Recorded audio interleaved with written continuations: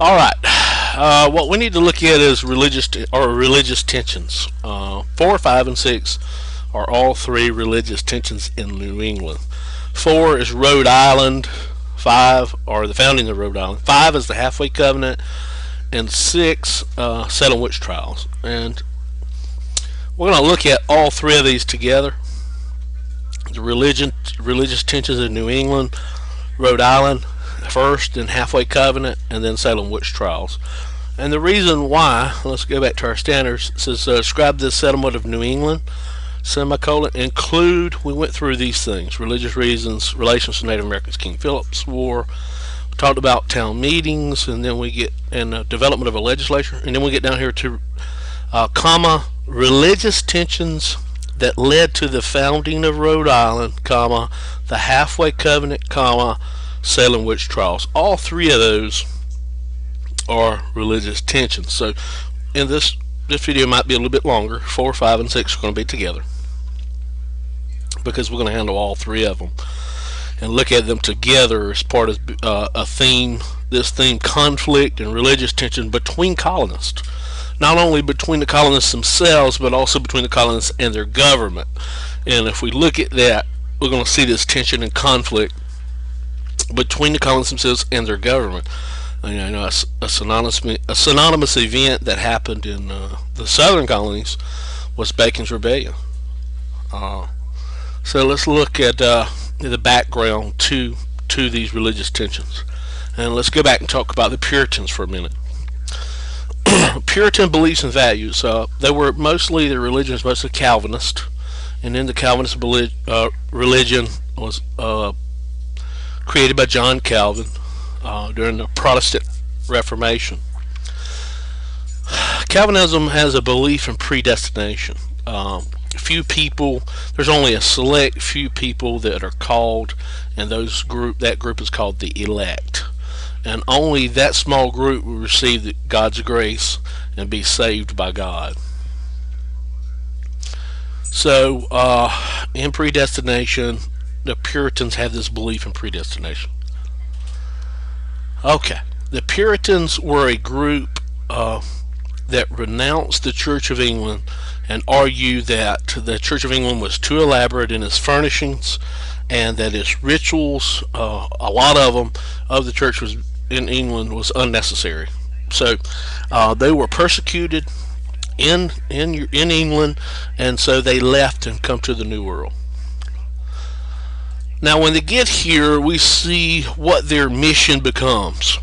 On a boat out in the harbor at Plymouth, Governor John Winthrop, the leader of the Puritans, makes a sermon on the boat, and it's called City Upon a Hill. And here's a quote from City Upon a Hill: "For we must consider that we shall be a city upon a hill, the eyes of all people are upon us, so that if we shall deal falsely with our God in the work we shall have undertaken, and so cause him to withdraw his present help from us, we shall be made a story and a byword through the world." So they wanted to be a beacon upon a hill to shine out into the world and show them that they were living for God. Okay, so what does this mean? That translates into Puritans holding this strict way of life, this strict moral conduct, and a strict work ethic. You would hear these Puritans tell their children, idle hands of the devil's playground. That's one of the quotes you might hear from the Puritans.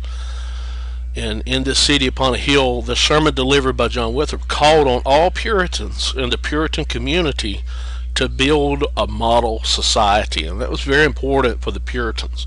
Their mission was to build an ideal Christian society for the whole world to see. As such, in Puritan communities, their community was characterized by an interrelationship between church and state, this relationship between local government and their church.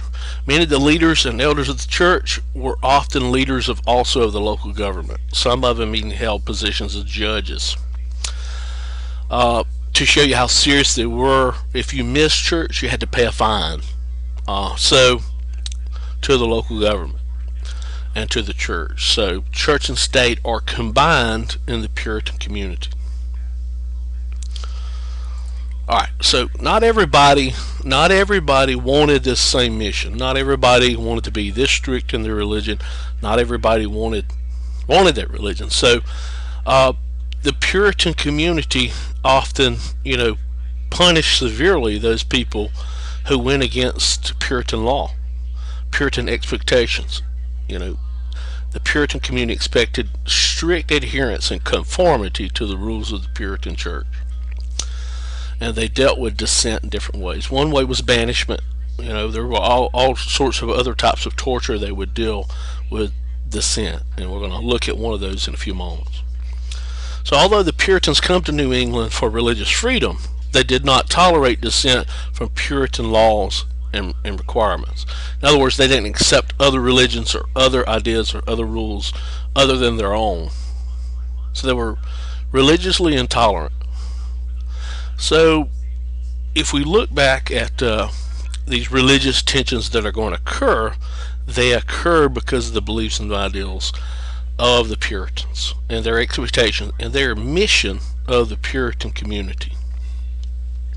And the first area of dissent was Rhode Island. The founding of Rhode Island is an example of religious tensions within the New England colonies. A guy by the name of Roger Williams, he is going to challenge the authority of the Puritan church and their local government. He was an activist, and he pushed for the separation of church and state within the Massachusetts Bay Colony. He believed that a person's conscience was not the business of government, that person should be free to worship any way they want to, and that it should be none of the government's business. They should not be punished for not carrying through the faith or attending church. One of the things Roger Williams is attributed to saying is, forced worship stinks in God's nostrils. Puritan leaders didn't like this too much, so they banished Roger Williams. He actually fled, but they banished him from the Massachusetts Bay Colony. Well, where did Roger Williams go? He went and founded down here this small colony, one of the smallest, and one of the smallest state today, Rhode Island, in 1636. Okay, so here's a different view. Here's Rhode Island. Roger Williams founds Rhode Island, and he establishes Rhode Island. He establishes Rhode Island on the principle of separation of church and state, and he grants religious freedom to all, and freedom to worship regardless of your beliefs in Rhode Island.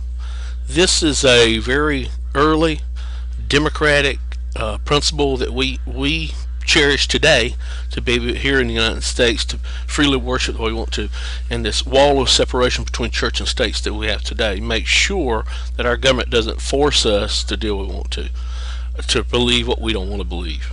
And later on we're going to talk about the Constitution and the Bill of Rights, or changes the Constitution, how we guaranteed that our government could not restrict us from freely worshiping, and that our government could not establish a religion. But Rhode Island and Roger Williams are going to be are examples of these religious tensions within New England. Okay, the second religious tension had to do with the halfway covenant in New England. And let's talk 1 minute about the halfway covenant, and let's move forward. All right. The Puritan church membership was declining. The original first generation Puritans were dying off, getting older. So there was a declining membership in the Puritan church. The second generation and third generation Puritans were more involved because of prosperous economic activities happening in New England. They were more involved in material wealth issues, in other words, worldly pursuits. They were not really into the original mission of the church. Their zeal for living according to the church was not really as strong as it was in the first generation. And a full membership of the church required that a Puritan in New England devote their entire life to the church, and that they give a conversion experience or a born again experience, showing that they had changed and what had brought them to be a zealot for the mission of the church, and that is to do what is godly. And they had to give this full conversion experience to the church and devote their entire life to the church. Not many second and third generation Puritans want to do that. Only full members could baptize their children. Only full members could vote. So these are some of the things full membership requires. So as a result of that, the membership was declining in the church. So the Puritans were forced to make a compromise, a concession. So they offered this halfway covenant within the church, and it allowed for the younger second, third generation Puritans they didn't have to give a conversion experience, but that they could become like half a member, and they could baptize their children in the church. Still couldn't vote, but they could baptize their children in the church, and this was necessary for the Puritan church to survive, and they had to do this to expand church membership. So that's another example of religious tensions in New England. Alright, the third religious tension, Salem witch trials. Alright, Salem witch trials in 1692. There was a series of let's see, there's a series of court hearings and prosecutions within the court in Salem, Massachusetts, and people were being accused of and convicted of being witches, practicing witchcraft in Salem, Massachusetts and surrounding areas. 19 people were originally hanged and put to death. One person was pressed, that is, they were larger and larger boulder-sized rocks were put on top of them until they confessed, and one person died because they didn't confess.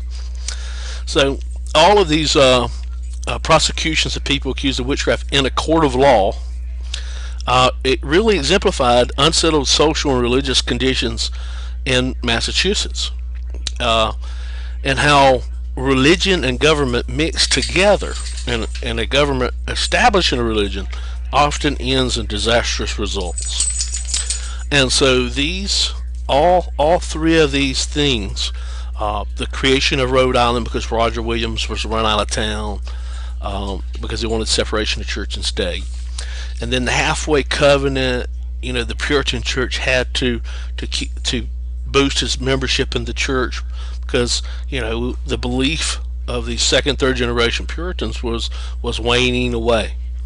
And then Salem witch trials. All three are religious tensions created in New England.